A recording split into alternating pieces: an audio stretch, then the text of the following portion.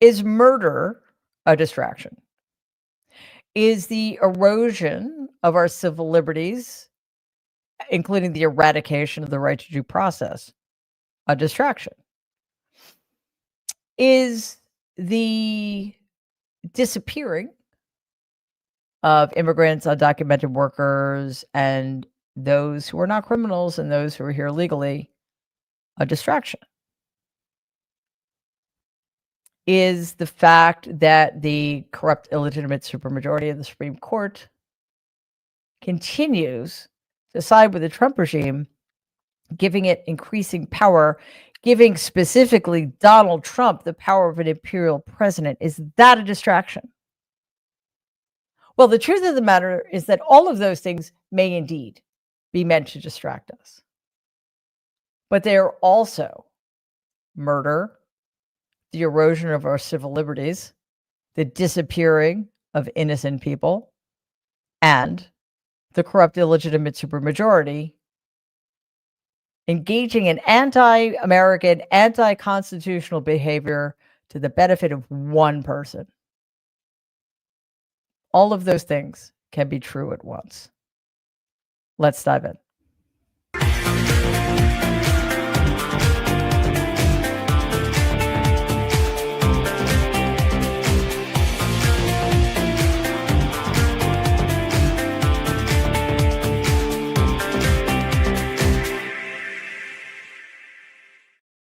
Good evening, everybody, and welcome to tonight's episode of Mary Trump Live. It is great to have you here.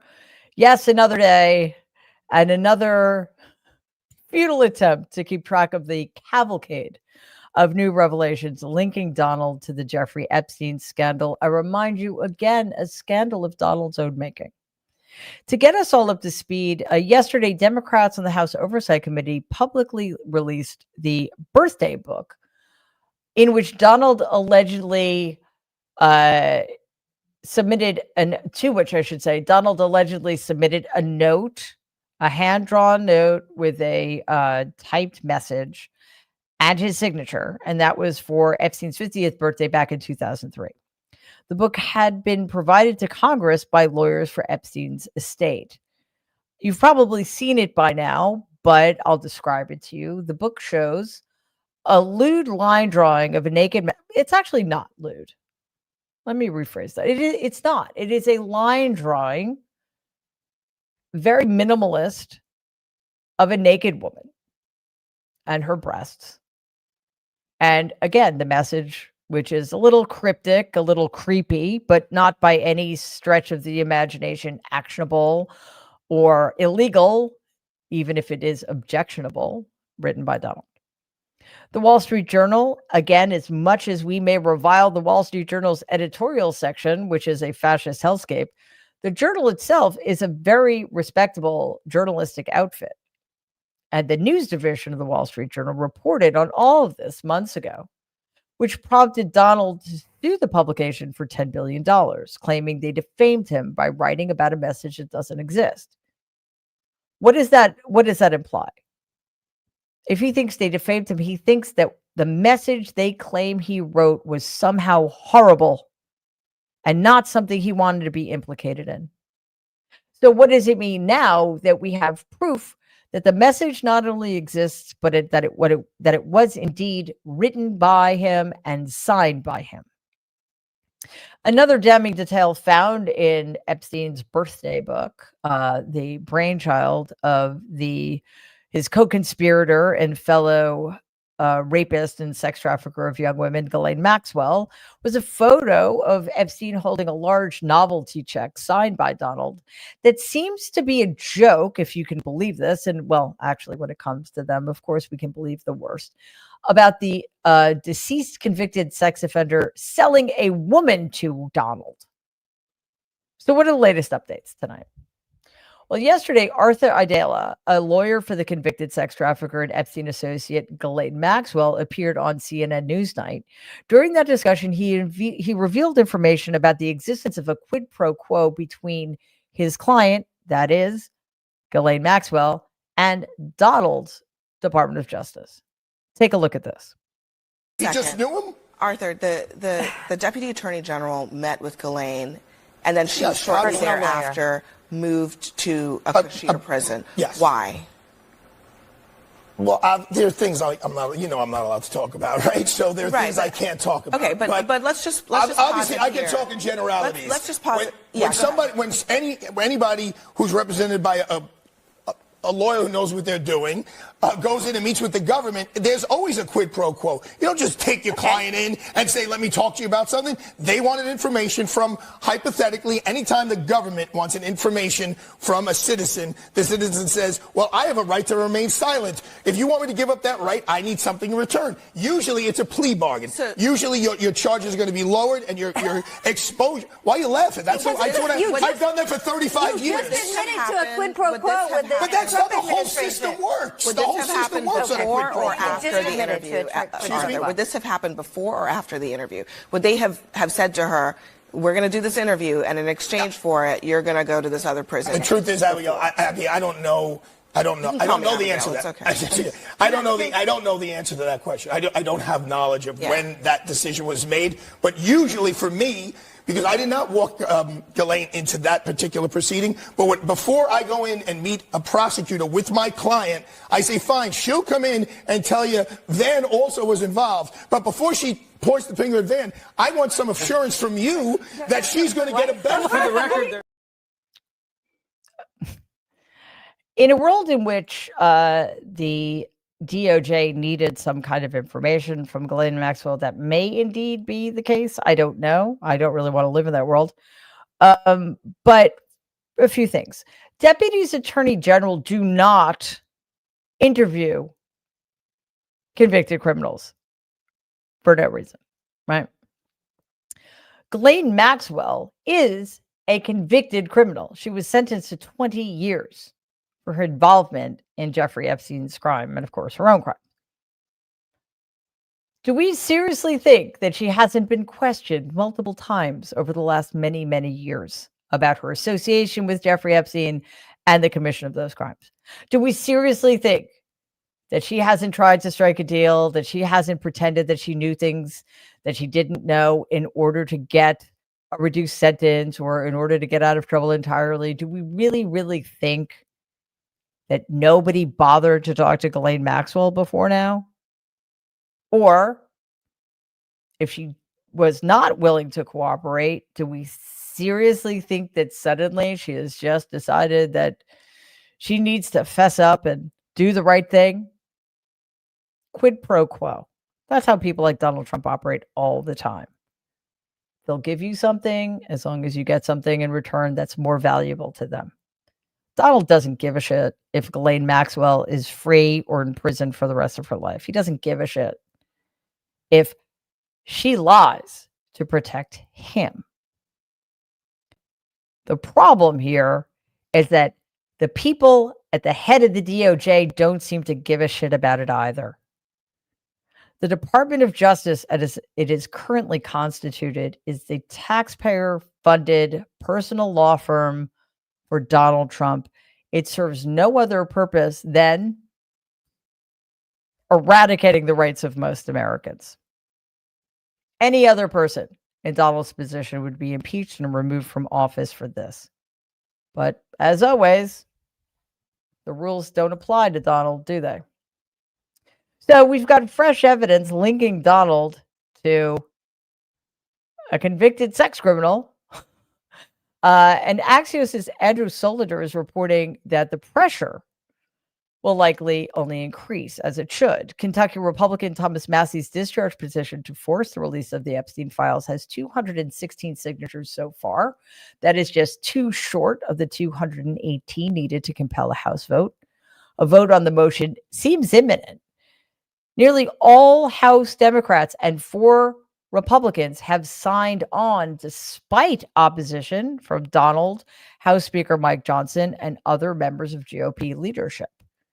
2 factors make a vote on this motion likely. For one thing, the new revelations linking to Donald Epstein that come to light almost daily, leading to fervent public pressure for transparency on this issue, especially coming from Donald's own base. That is the base of the Republican party desperately wants the Epstein files to be released, regardless of what Donald has to say about it at this point.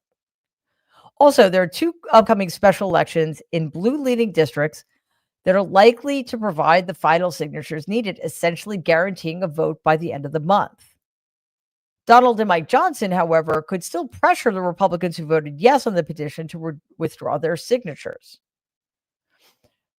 Voters on both sides here need to keep the pressure on their representatives to vote yes and force transparency on this issue. Especially, I would argue, Republicans, because Republican voters, how many times are you willing to be lied to? How many times is it okay for Donald Trump to lie to your face and then turn on you? Aren't you sick of this? Don't you finally, at long last, want the truth about something that seems so important to you? Don't you want to know who's on your side? This is the perfect way to find out.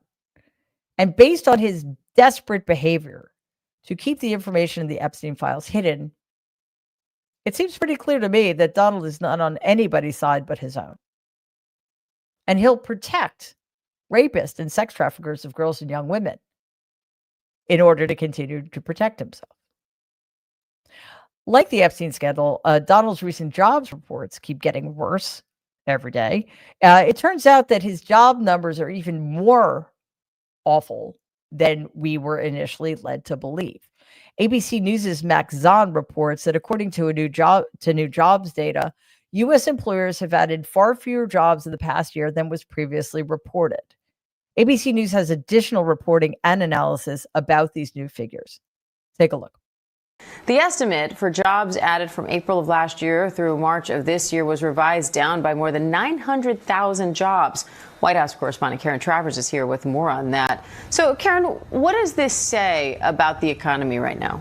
Yeah, Diane, it certainly indicates that it was much weaker in the jobs market last year and in that first quarter of this year than what we had previously thought. And there are going to be a lot of questions then about the data, of course, because we've seen this president and the administration question data that has come from the Labor Department. In fact, the president, as when he's fired the head of the Bureau of Labor Statistics, used that data from last year as a reason to fire that person. And now this revision, though, is so significant. Our business unit went and crunched the numbers on this and says this is the biggest revision downward that we've actually ever seen.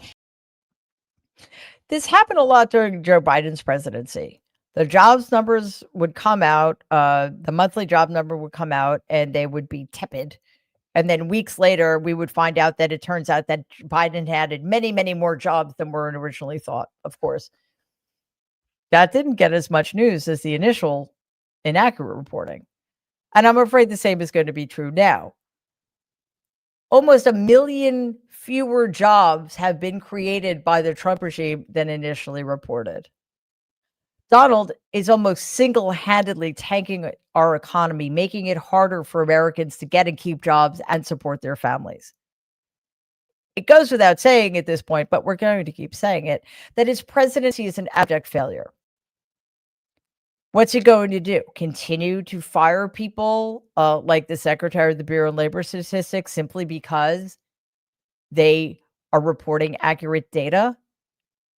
Is he going to keep firing people until they lie about the jobs numbers, which, by the way, would be a very dangerous thing for American manufacturing and jobs market? Maybe. But as this continues, we need to remember that we cannot trust anything coming out of the Trump regime, which is why we need to continue supporting real journalism, real journalists who are going to continue to report the actual facts, regardless of how many people Donald fires. Donald is also failing in another way. He's failing to protect us from natural disasters, according to an Associated Press report by David A. Lieb and others. Quote, disaster survivors are having to wait longer to get aid from the federal government, according to a new Associated Press analysis of decades of data. It's taking more than a month on average so far during Donald's current term, unquote. The piece also reminds us that late last month, over 180 current and former FEMA staffers published a letter warning that Donald's cuts to the agency could have widespread fatal results in the likely event of another Katrina-like natural disaster. The staffer's letter also warned that Donald and the Trump regime's flouting of 2006's Post-Katrina Emergency Management Reform Act is a dangerous mistake that could have grave consequences for Americans. Yet another grim reminder that Donald doesn't care about the health and safety of U.S. citizens, and even those, maybe especially those, who voted for him, for whom he seems to harbor a special contempt.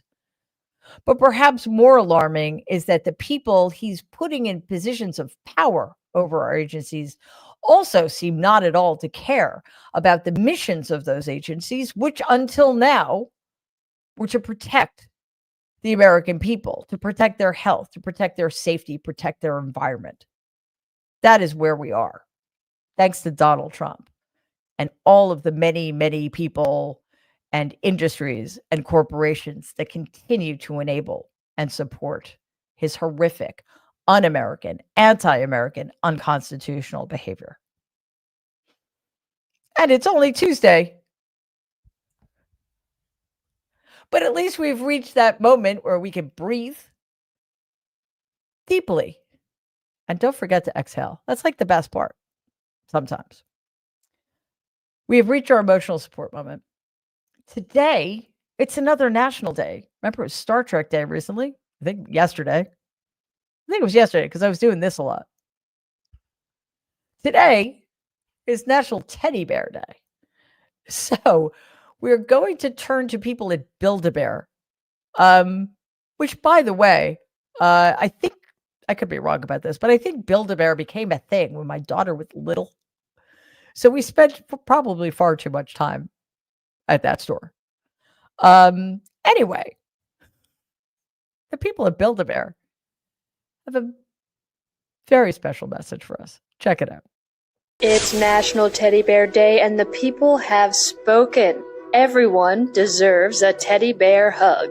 That's right, 99% of humans in a Build-A-Bear poll said teddies are literally for everyone. The other 1% probably just need a nap and a snack.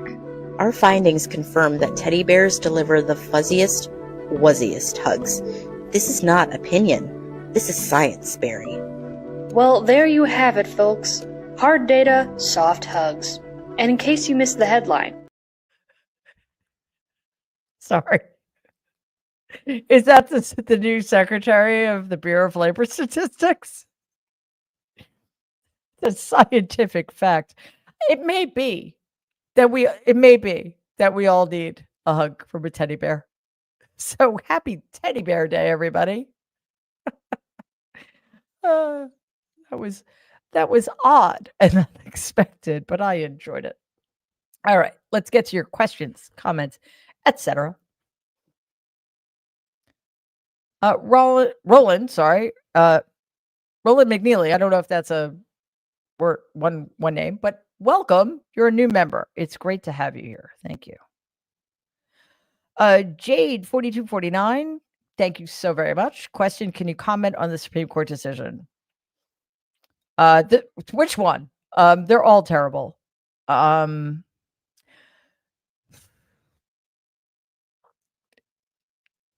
The corrupt, illegitimate supermajority of the Supreme Court is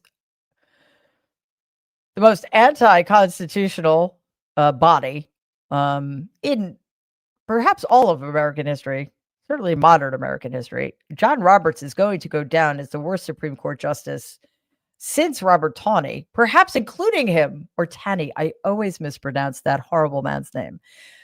He's the guy who decided that Black people weren't actually fully human and didn't deserve rights under the Constitution. And that led in large part to the Civil War. John Roberts is essentially overseeing a court that is participating, or not just participating in, but leading at the leading edge of the destruction of American democracy. So by continuing to side with not just with the Trump regime, but with Donald Trump specifically. They're creating an imperial president, a president who is above the law, and a government that is not answerable to its people. So again, I don't know what specific decision you're talking about, but all of the recent ones have been quite alarming and setting trends. So they're using shadow dockets in which they are not rendering decisions, but so Donald does some horrible thing. It gets challenged for being unconstitutional. It goes to the courts. It gets to the Supreme Court. And the Supreme Court says, well, we don't know yet if this horrible thing Donald has done is constitutional or not. So we need to figure that out. But unless and until we decide that, we're going to leave that horrible, potentially unconstitutional decision in place. It is insanity what these 6 people are doing to this country. Jimmy is in the house. It is so good to have you here, Jimmy. And thank you, as always, for being so incredibly generous. All right, comment, a little good news, which we could always use. Anne Murray has a new album out? Holy cow. That's me talking. Sorry. The comment continues. And wow, she's looking fabulous at 80. Anne Murray was just massive during my childhood. Like, she was just, that's incredible. Good for her. And thanks for mentioning that, Jimmy. I am going to check that out. Just a very cool voice. Caroline, it's good to see you. And thank you so very much. Gifted 5 Mary Trump Media memberships. That's awesome. Aaron, whoa. I'm going to say holy cow again. Gifted 20 Mary Trump Media memberships. That's fantastic and very, very much appreciated. Mina Cheryl, thank you so much. As always, gifted 1 Mary Trump Media membership. Most excellent of you. And Mina Cheryl again, because we always get a twofer. Thank you. Question. When Donald leads in and over people like the reporter yesterday, what's the best way to respond considering his mental state? Leans in and over. I probably should not answer that question. So I'm not going to. Sorry. Lizzie Beth, thank you so much. This is a late due to shopping for next year's Chicks fee. Oh, seriously? How cool is that? I love Chicks. Marilyn Mom, comment, the Wall Street Journal should countersue. Yeah, they could do that, or they could just let this play out, you know? I mean, they should certainly ask for this ridiculous, frivolous lawsuit to be dismissed. You know, suing an organization for committing journalism it's not really a good argument. David, comment, Mary Trump for president 2028. I have to confess, running would be fun, but also probably very ill-advised. Thank you, David.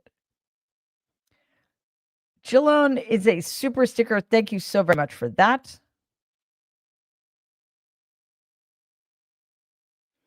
Rockin' Steady, thank you. That's fantastic. Very kind.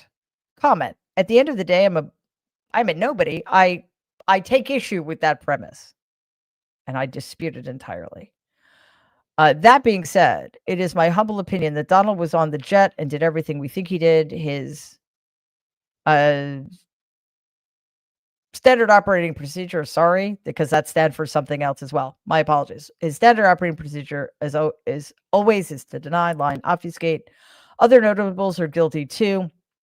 Listen, I can't say with any insider knowledge whether he's guilty of what we think he may have done or not, but would anybody be surprised? He's certainly acting extraordinarily guilty.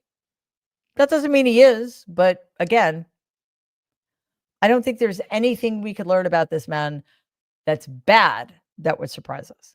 It would shock the hell out of me if we ever learned he did anything good in his life. That one, Katie, thank you very much. Comment. I'm old enough to remember when presidents got impeached for doing things with another willing adult. But all this and nothing. Stay awesome, Mary. Oh, well, to the extent that I am or can, I will. And yeah, it's just, we're going to be unraveling this one for ever, perhaps. I share your mystification. It's alarming, and I don't like it. Susan, thank you so very much as always. Comment, thank you, Mary and the Mary Trump Media team. Truth tellers extraordinaire. We need your voice. Thank you, Susan. We're not going anywhere. In fact, we're going more places. We're back on TikTok, back on Twitter, getting on all those other social media platforms. So yeah, we are here to stay. In the middle of nowhere. Thank you so very much as always. Comment, grateful to have my car back fee. Yeah, no kidding. I do love my car. However, if after my demise, I find myself in a place with cars, I'll know I've gone to hell. LOL. I'm not sure I'm alone in this opinion. Well, I mean, if there's a quote unquote better place, I would like to think we don't need cars. Unless you like really love cars, in which case, cool. But we shouldn't need them. And unfortunately, a lot of people do. Luckily, I live in the city. I don't have a car anymore. I mean, I miss it, but it's so nice not to have the hassle of it. That's for sure.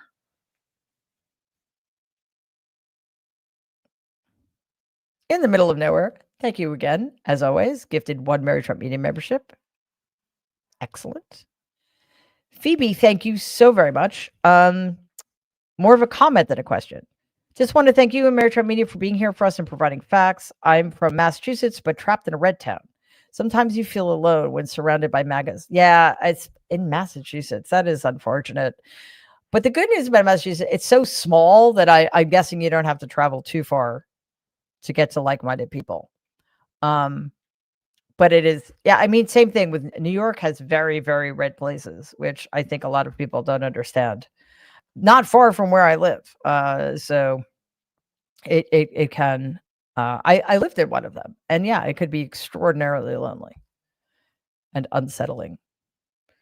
Brigitte, comment, love teddy bears, right? Who doesn't? Lady Di and V, thank you so very much. Gifted 5 Mary Trump Media memberships. That's awesome.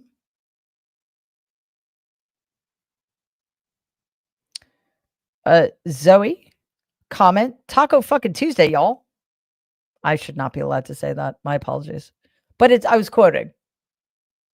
But yes, it is Taco Tuesday. And every day is Taco Day because Donald Trump always chickens out. So there you go. But that's the taco. Mary, thank you as always. This is a teddy bear hug fee with 3 cat emojis and kitty treats. Excellent. Susan, thank you, Susan, again. Comment. Mary cracking herself up laughing is the best ESM. It's also very professional. But I feel comfortable with you guys, so that's good. Jana, thank you. As always, that's incredible. And also, let's go fucking Mets. Or let's fucking go Mets. Sorry. I mixed up the letters. I actually haven't been checking in to see how the Mets are doing. I'm going to do that after the show. Comment. Mary, I owe you a huge thank you for all your talk about art and taking breaks. I spent 8 hours with a camera and it was very restorative not to care if the world burned. 10/10 recommend. Thanks for those reminders. Well, you're welcome. And it is incredibly important. And quite frankly, a lot of the time I'm also talking to myself because I don't do it enough. I don't do it enough. I live in the greatest city on the planet. I could go to a museum every day. I could go to a different park every day. I could go to the river every day. And sometimes I don't even get out of the apartment. And it is remarkable what a difference it makes to be involved, either to be out in nature or to be involved in a creative endeavor, either as a creator or as somebody taking it in, and I was really into photography when I was in high school. My school had a dark room. So I knew how to develop my own film and I made my own prints and stuff. And I kind of wish still worked that way. But there's something so much more meaningful about taking an actual camera out, not just taking pictures with your phone. So good for you. Keep it up. And finally, Wendy Jean Hyde. Whoa! I am gobsmacked with gratitude. That's Wendy Jean. Thank you. That's remarkable. And extraordinarily generous. And look, happy birthday to me tomorrow. Thank you for all you do, Mary. Well, thank you and happy birthday. Have the best day. And go do something. Go do something like go to a museum or go see a show or whatever feeds your soul. Wendy Jean, happy birthday and thank you again. And finally, George is a new member. Welcome, George, and thank you. It's great to have you here. Okay, guys, that does it for us. I will be back tomorrow night, of course, Wednesday at 6 p.m. Eastern for the next episode of Mary Trump Live. Thank you to everybody watching on YouTube, everybody streaming on TikTok, not TikTok, though, Twitter, and our Substack, The Good in Us, to all of our super stickers, to everybody gifting memberships, to all of our new members, to everybody giving us donations. Thank you. Truly. We appreciate it more than we can say. To our amazing moderators who make this a place we all want to be. And just in terms of support, I mean, the gifts are extraordinary and we do truly appreciate them. But just subscribing to the channel is very helpful. Watching our videos, commenting on them, sharing them, liking them, that all helps and it doesn't cost anything. Finally, thank you to my amazing team who gets more amazing by the second, and it's getting bigger too, which is cool. So for everything you guys do every single day, I appreciate it beyond my ability to express it. So let's just keep this thing going. And we'll be back tomorrow night at 6 p.m. In the meantime, everybody, please stay safe and be kind. Good night.